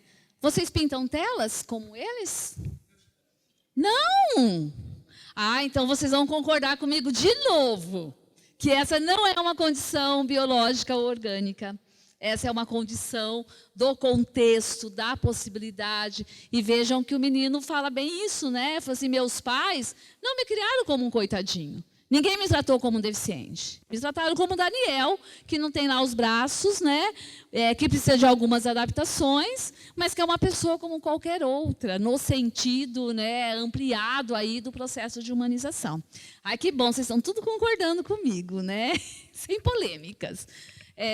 Então, pessoal, tem vários exemplos, né? A gente não vai se ater aqui a todos eles, porque eu queria falar um pouquinho para vocês dessas implicações, né, para o ensino de graduação e pós-graduação. E, na verdade, o que está em foco hoje, pessoal, é justamente garantir acessibilidade em todas as suas dimensões. Quais? Desde as dimensões arquitetônicas, programáticas, atitudinais, até as curriculares. As comunicacionais, que são aquelas que estão ali no âmbito do nosso trabalho. Tá? É a gente pensar em todos os elementos que constituem a prática pedagógica, né, que nós exercemos, desde a filosofia do nosso trabalho até ali as adaptações, as adequações necessárias no contexto da organização do ensino. Ou seja, é preciso que a gente tenha em mente alguns princípios educacionais. Primeiro deles, ou um deles, não há um único caminho metodológico para ensinar e, portanto, para aprender. E eu nem estou falando dessas pessoas. Se vocês olharem para as suas salas de aula, nós temos alunos que anotam o tempo todo. Temos alunos que não saem de celular, né? É fato. Tem sim. Tem aqueles que anotam tudo, tem aqueles que prestam atenção em tudo, tem aqueles que fazem esquemas nas suas anotações. Ou seja, eles têm maneiras diferentes de aprender e nós temos que introduzir maneiras diferentes de ensinar. Né? Sejam aí por meio, claro, das nossas aulas expositivas, viu, gente? Eu não sou nada contrária às aulas expositivas, eu acho elas muito importantes. Mas não só. Né? A gente pode introduzir aí problematizações, exemplificações, experienciações em grupos e etc. É preciso pensar em métodos, recursos, tecnologias e suportes pedagógicos diferenciados para todos, como eu disse. E ações que respondam às necessidades e ampliem as capacidades de todos, numa compreensão que nós estamos, sim, frente a uma nova realidade contemporânea. Claro que é uma realidade nova. Nós temos resposta para tudo? Não, não temos. Isso é o legal do jogo, né? Que nós que vamos ter que inventar as regras. Nós vamos ter que construir as estratégias necessárias para a aprendizagem desses nossos estudantes que possuem algumas condições diferenciadas, que necessitam de recursos diferenciados. Então, nós estamos falando um pouco disso. E como eu já disse, né, em todas as dimensões, desde o projeto político-pedagógico do curso de graduação, eu já tenho que pensar nisso lá no projeto pedagógico do curso. Por quê, pessoal? Isso não é uma questão do professor. É uma questão do curso. É uma questão da universidade. Não sou eu, por exemplo, se eu tiver lá um aluno cego, que tem que ir atrás de softwares específicos, de máquina braille, de lupas e não sei o quê. Eu preciso que me deem essas condições para que eu possa introduzir esses instrumentos de aprendizagem dentro do contexto. É preciso que a gente pense também na matriz curricular dos cursos de cada disciplina, inclusive definindo quais são os núcleos de conteúdo que são essenciais para que os alunos possam se tornar futuros profissionais. E por que eu estou dizendo isso? Porque nós temos alunos com deficiência intelectual na nossa universidade. E certamente eles não vão acessar todos os conhecimentos dos outros. Ai, professora, que preconceito. Não é preconceito, pessoal. É a condição dessa pessoa. Agora, isso não significa que ele não possa aprender.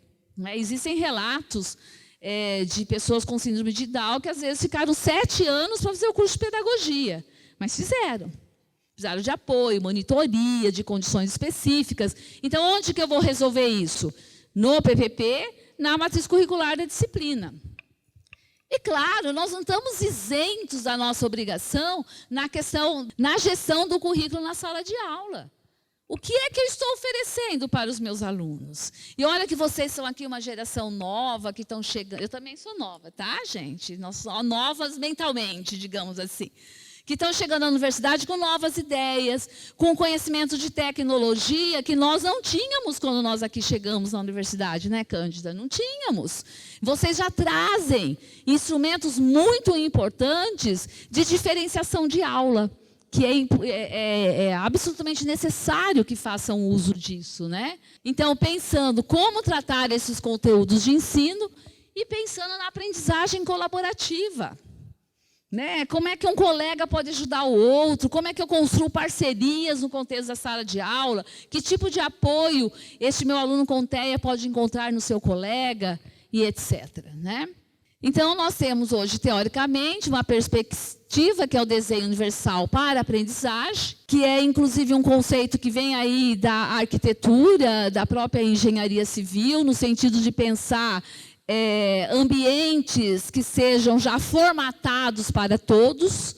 Então, a ideia é de pensar, quando eu apresento o meu conteúdo, que ele seja acessível a todos aqueles alunos que constituem minha sala de aula, para que eles tenham acesso integral ao conhecimento científico. Então, eu vou pensar, como é que eu faço as diferenciações curriculares? Como é que eu organizo a minha proposta de trabalho com os alunos?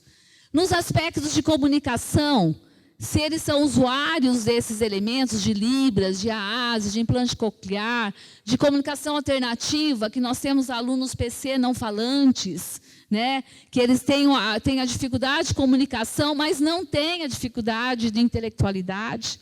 É uma questão apenas comunicativa. Alguns alunos com TEA que usam também comunicação alternativa, claro que em nível avançado, ou mesmo o uso do braille. Então, quais são as possibilidades, né, desses alunos? E é óbvio, né, pessoal, que adequar as respostas educativas, a Cândida já falou isso lá no começo, de uma determinada sala de aula, é uma necessidade que beneficia todos. Se eu levo instrumentos, né, tecnológicos, explicativos dos meus esquemas de conteúdo que os alunos precisam acessar, eu estou facilitando isso para todos e não só para aqueles com deficiência. Então, as práticas educacionais, elas devem ser portas abertas em direção ao conhecimento científico e profissional, que é próprio do ensino de graduação e pós-graduação, né? E agora sim, vamos para as problematizações. Claro, pessoal, que aqui é uma oficina introdutória, né, à discussão e ao assunto. A CDEP está, né, tratando desse tema, buscando identificar quais necessidades para trazer mais propostas. Pois não? Talvez a minha pergunta você não tenha uma resposta, mas é necessário para nós sairmos daqui pensando, né? Eu era funcionário público do Estado de Goiás e todos os eventos que nós tínhamos, havia necessidade de ter um tradutor de Libra, porque a pessoa tem o direito de ter acesso ao conhecimento na Libra. Aqui nós não tivemos tradutor. Então, parte do pressuposto que a universidade não tem, nesses 600 professores que foram contratados, não tem alguém que tem algum tipo de deficiência. Não tem ninguém surdo. Pois é, não, vou falar de deficiência para pegar todo mundo. E nós temos políticas públicas para garantir o acesso da pessoa com deficiência ao serviço público, a um concurso público. Talvez você não tenha respostas, ou talvez você não saiba dizer se tem alguém que entrou que tem alguma deficiência, mas o evento precisa ser daqui pensando que havia necessidade de ter um tradutor de Libras se tivesse alguém com deficiência aqui. E não havendo esse tradutor, parte do pressuposto que nós não temos um profissional na instituição responsável por isso, e nós passamos aqui por um curso de formação que pretende nos dar o básico para trabalhar a educação inclusiva, mas a universidade precisa também ter essa consciência. É muito pertinente o que você traz, tá? Muito pertinente. Eu também fiquei pensando nisso, assim, puxa vida, a gente está aqui num congresso, não tem intérprete de Libras. Porque nós não temos nenhum professor aqui surdo, aqui nesse grupo que aqui estão. Nos nossos cursos em EAD, todos os cursos nós temos intérprete de Libras, todos.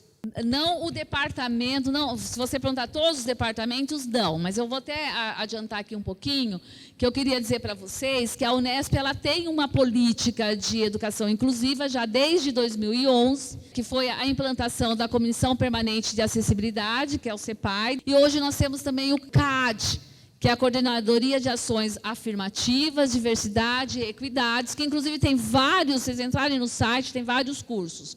E toda a unidade ela tem que ter um núcleo de acessibilidade e inclusão. E este núcleo das unidades, ele é responsável, se você tiver um aluno surdo, ele é responsável para providenciar o intérprete. Tá? Então, vocês voltem para as suas unidades e perguntem lá, quem é responsável pelo núcleo de acessibilidade e inclusão da minha unidade? Se não tiver ninguém, reclamem, porque deveria ter. Você pergunta para mim, nesse grupo todos os professores que entraram, não tem nenhum professor com alguma condição específica? Nós temos aproximadamente entraram 600 professores aproximadamente na Unesp nesses últimos anos. Nós temos aproximadamente de 5 a 10% desses professores que se identificaram com TEA, tá? Então, nós temos, sim, professores que entraram, que têm condições especiais e, não sei se vocês sabem disso, né?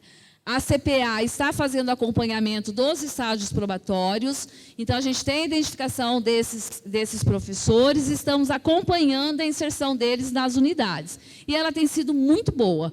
As avaliações que têm chegado até a CPA, os relatórios avaliativos dos estágios probatórios, são todos muito positivos. Então, nós temos esses sujeitos, tá? Só complementando a informação que a Ana passou, em nível da unidade, o núcleo a que ela se refere se chama comissão. É uma comissão local de acessibilidade e inclusão, cuja presidência compete ao vice-diretor da unidade. Então, é o vice-diretor que preside a comissão e a quem deve ser encaminhadas as demandas, né? Então, vocês podem se dirigir, é verdade, é comissão e não é núcleo, tá? Vocês podem se dirigir, então, aos vice-diretores e fazerem esse questionamento, tá, pessoal? Precisa ter. Já é o ideal? Não, não é.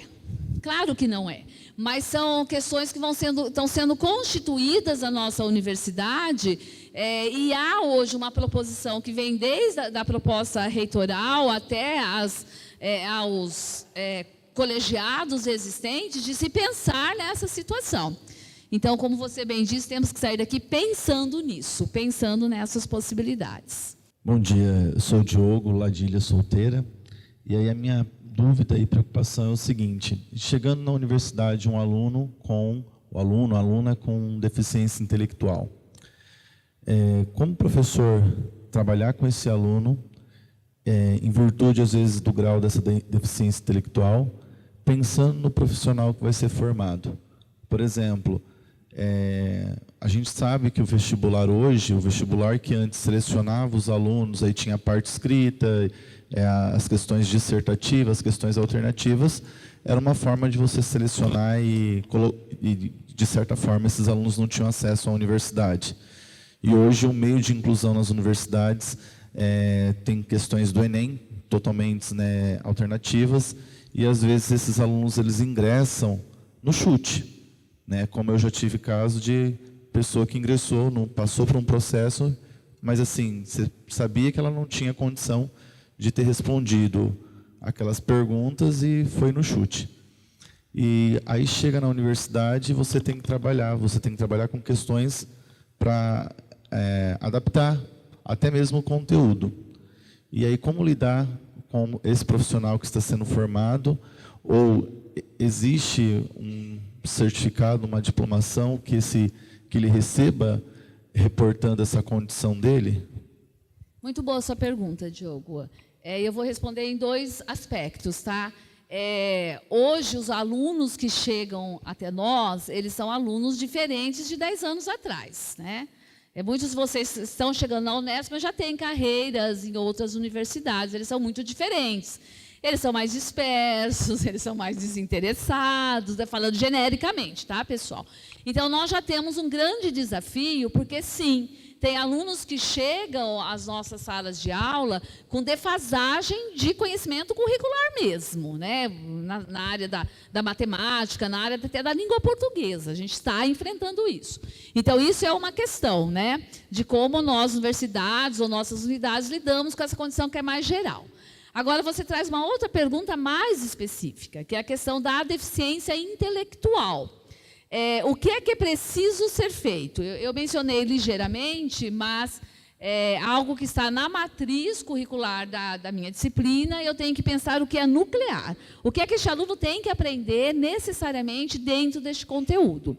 E é claro que aí eu vou precisar, sim, do apoio da comissão da minha unidade, porque certamente é um aluno que vai precisar de monitoria constante, tá?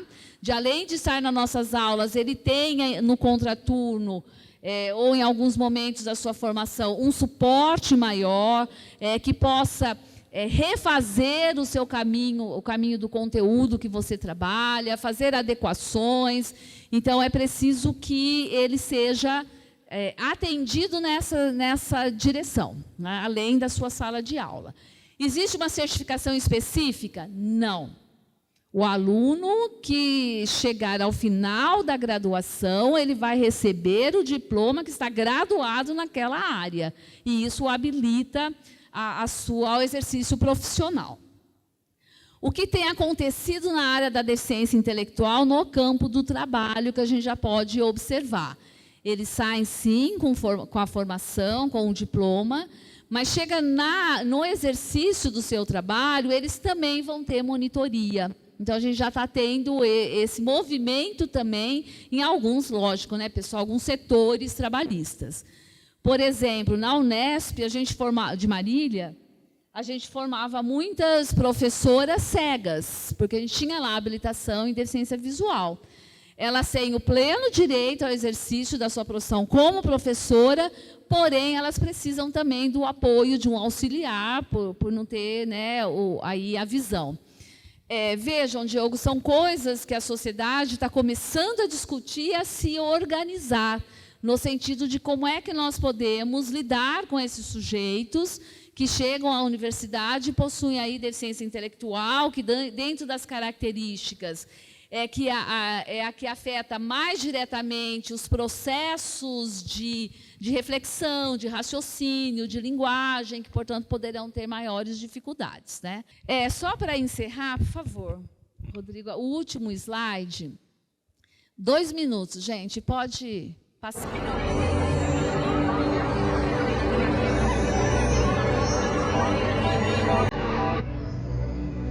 Hello, I'd like to open a bank account.